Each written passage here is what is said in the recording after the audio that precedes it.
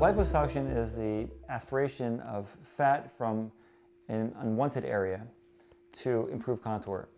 It is not a weight loss mechanism, so patients who desire weight loss, this is not for them.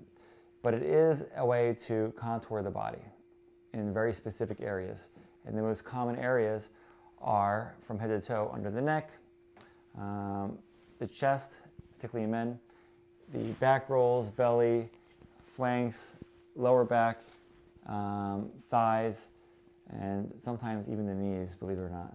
Step one for liposuction is infiltrating the area with a solution that reduces pain and bleeding. The second step of liposuction, depending on the technique, is either using a vaser, which helps melt the fat, or liposuction itself with a cannula.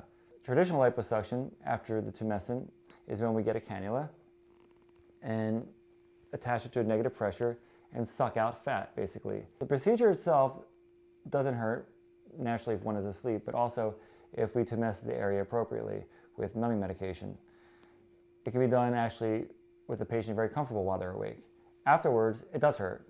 And it's one of the procedures that probably hurts the most, actually, in the scheme of different procedures. Pain will probably last a few days. There could be significant bruising and swelling that can persist for months, which is why it's imperative that patients stay wrapped and compliant with the wraps to both create a nice uniform distribution of pressure to improve symmetrical contour and reduce swelling for quicker recovery. The right candidate gets fantastic results. The wrong candidate gets terrible results. And that's the biggest problem with liposuction, is determining the right person. And in my feeling, I think it's overdone in a lot of patients.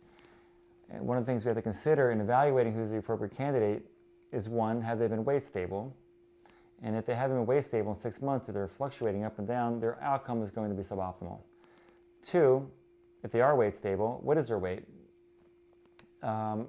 While there's no magic number or BMI, generally people that are really overweight benefit less from liposuction and should probably try to lose weight first before we contour, because this is not a global aspiration of fat. This is very localized for contour correction and enhancement. And the other thing is skin laxity, and this is the big problem. If men and women have very loose skin in certain areas, the medial thigh being one of them that's notorious for doing terribly with liposuction, then they're going to have a bad outcome with loose skin, irregularities, and that sort of thing. So I think the diagnosis, which is, who is the appropriate candidate, is probably the most important thing in liposuction. Of course, second, the technique.